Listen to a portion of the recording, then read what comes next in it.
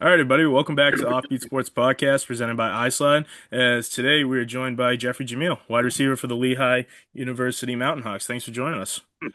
Yeah, of course. Thanks for having me. Happy to be here and chop it up with you boys.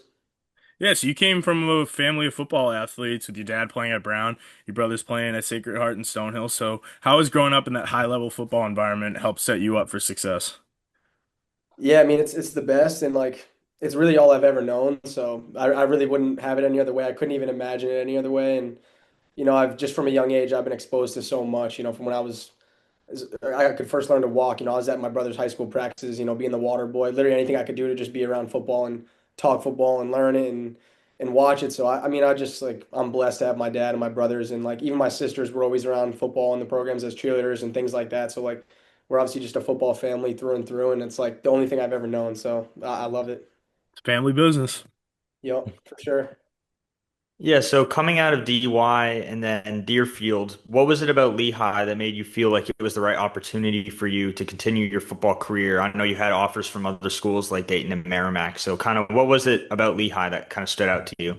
Yeah, I mean there was a couple things. I think like first and foremost it was like the coaches. I know it's kind of weird to say that because Lehigh was before I got here we kind of had some down years, a couple losing seasons. The coaching staff was up and down and but for me I really kind of gravitated towards them because from the minute I visited, it was all football. Like we just talked about, we sat in the film room. He put on cut ups. He put on plays of things that they thought I could do in the offense and things that I could do right away. So that was important to me. I didn't want to go to a school and sit around for a couple years. I always kind of wanted to play right away, and I felt like at Lehigh I had the opportunity to do that. And like obviously, not to mention the school is a great Patriot League school academically, and then the football is great. Like I love the Patriot League. I love playing against great teams, and we played great Ivy League teams out of conference. We played Army my junior year, so just the opportunity to have good football and play right away, which I got to do that. And then I always said like to my dad and my teammates in my class, like if we could help turn this thing around and like get Lehigh back to winning ways and back to like national rankings and things like that, like it would be the most ideal scenario, which obviously I was grateful enough to do that and have guys along me that did that and new coaches and things. But I think initially it was just like the coaches that believed in me right away and the mix of football and academics took me to Lehigh right away.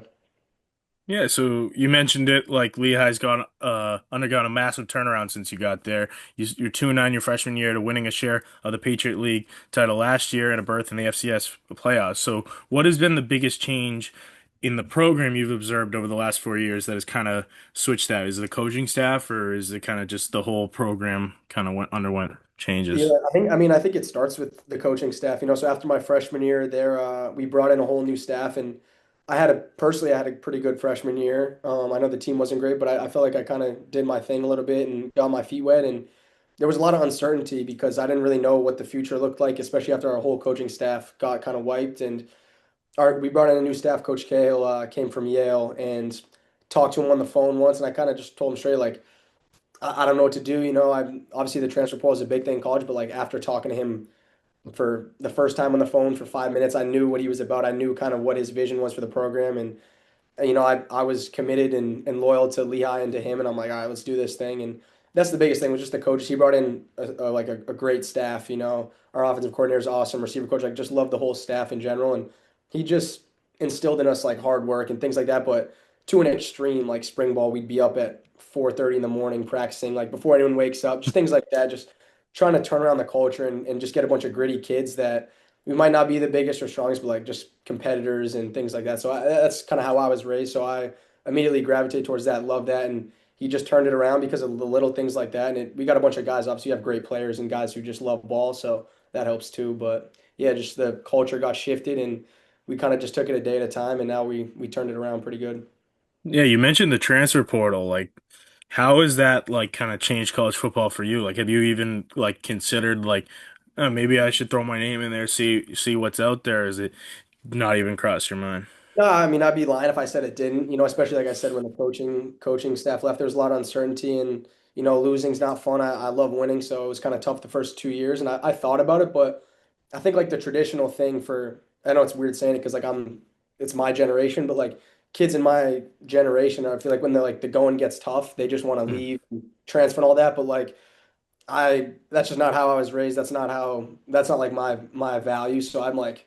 I committed when I signed the paper, like I'm gonna stick it out and I'm gonna try to have a great career and I just want to win. So I think like just getting everyone to buy in and being a leader and trying to instill that in the people around me. Like obviously it takes a village, so there's so many people that had the turnaround. But for me, I thought about it, my brothers, my dad, like looking out for me and my well-being, like they wanted me to put my name in there in the ring and see what came about, especially with all the money getting thrown around and things like that. But I It is think crazy money. yeah, I think with just like the degree and the football and just like what my teammates and coaches mean to me, there was no chance that I would ever leave a place like Lehigh. So Yes, you probably had the best game of your career in the first round of the playoffs last year versus Richmond. You had, I think, 130 receiving yards. You scored 10 receptions. So, what was your mindset going into that game to kind of have such a big game, I guess, when the stakes were the highest in an elimination game? yeah, I think like obviously the saying like big time players make big plays in big games, and that was like I was always looking forward to that. With the new coaching staff, we're like a major run heavy offense, and the Lehigh that I committed to was like Air Lehigh is what they used to call it. We could throw it 50, 60 times a game. So like that was what I loved. But the last couple of years, in the turnaround, we became like we're a run heavy, run first, ground and pound team. But with a team like Richmond, they were such a good team last year. They had dudes all over the field. We knew that they were gonna load the box and try to stop the run. And obviously we ran the ball. We ran the ball well, but I knew that we had to make plays in the pass game, playing against a ranked team like that, and in the playoffs, nonetheless. So just had a great week of practice. I love playing in big games. I love when the pressure's on. Like I feed off that. So a lot of guys might turn it down, but like I feel like in the biggest moments, in the biggest games, is when I'm the sharpest. I step up. So I just was happy to be out there and be in the playoffs because that's like all I ever wanted coming to college and playing football. So looking ahead to this season, after starting 2-0, what are kind of your expectations for the rest of the season? And how many yards do you think we're putting up against Holy Cross? Yeah, I mean, I want to like we just said the big games. That's always a big game for us, and obviously it has a little added motivation for me just because it's the home state. So, like you said, I try to throw my best stuff out there against Holy Cross, and I don't know. We'll see. I mean, I'm always kind of trying to. We're told like my receiver coach always preaches like the stats will take care of himself. Just run the right routes, catch the ball, make the first guy miss, things like that. But I'd be lying if I said I mean I don't look at that stuff. So I mean I want to winning a triple crown would always be cool for me. Like having most receptions, yards, and touchdowns in the league for receiving is always something that like has been in the back of my mind. But at the end of the day, like the expectation for the season, I just want to win. So I don't really care if we run the ball every play or if I have to block every play, whatever it is. I know the plays will take care of himself. And I mean, I'm expecting big things for the team. We're doing good. Like you said, we're 2-0, but we got a big schedule coming up. It starts to get pretty good here. Duquesne's like a playoff caliber team. We play Penn, Yale, and Columbia, which are three powerhouses in the Ivy League, and then we get into the league play. So, I'm just trying to take it one week at a time. Hopefully, guys stay healthy, take care of our bodies, and I think if we stay healthy and we keep improving every day, like the sky's the limit for this group. So I'm really excited. We'll see what happens, but just trying to have a good year. Yeah, have you thought about what awaits for you after Lehigh?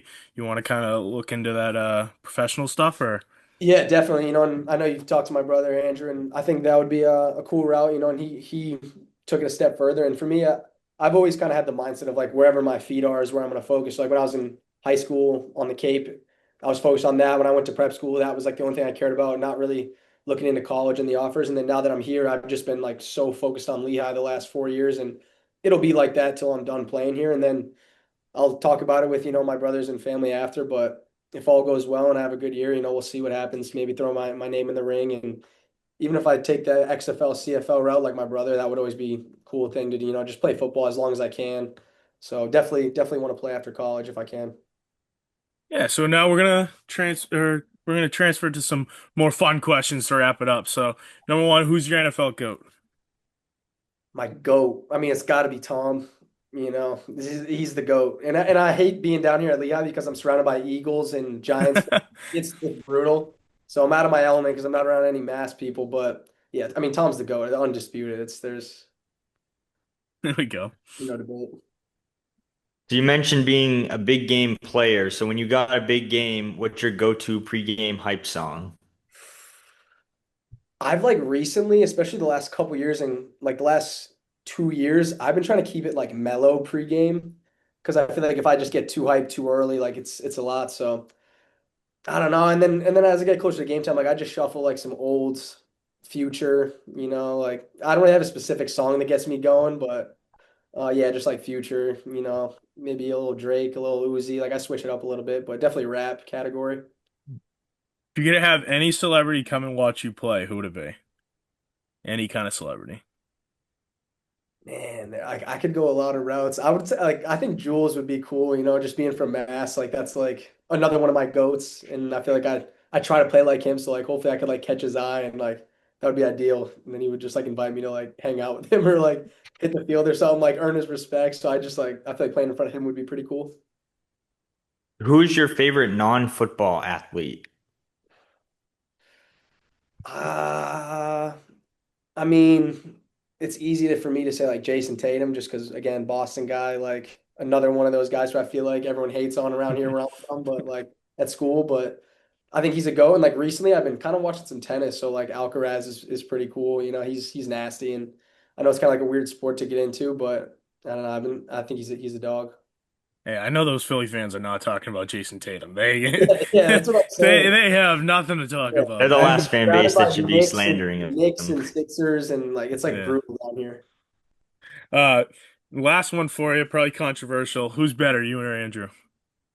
Me, for sure. And I feel like, I mean, he's got the stats, but I don't know. I think it'd be a shame if I wasn't because he's taught me everything that I know. So like, and I've watched him his whole life, and like, I try to learn from his mistakes, and he teaches me those things. So like, it should be me because I'm the tougher one anyway because I grew up with him, like beating me up and stuff like that. So I Do you definitely think would he'd say, agree with you? nah, he would say he's better. I would hope he'd say like I'm a little tougher because I think I am. And you're a Boston guy. How'd you feel about the Patriots game this past week? Dude, I don't even know. I mean, it kind of sucks, Yeah, but I love hoping for Drake a May. bounce Like, back. I think he's gonna be good. I wish Diggs like had a little more, but obviously the weather was not Yeah, ideal. So I'm hopeful. I think we'll be solid. I'm not worried about it. they'll settle in. They'll settle in for sure. But thank you for joining us. We really appreciate it. Yeah, for sure. Thanks for having me. This was fun, and wish you guys the best. Yeah. Thank you everyone for watching. We'll be sure to check us out on Instagram at offbeat_sports and on TikTok at offbeat sports, and we'll see you next time. Call them all Texas.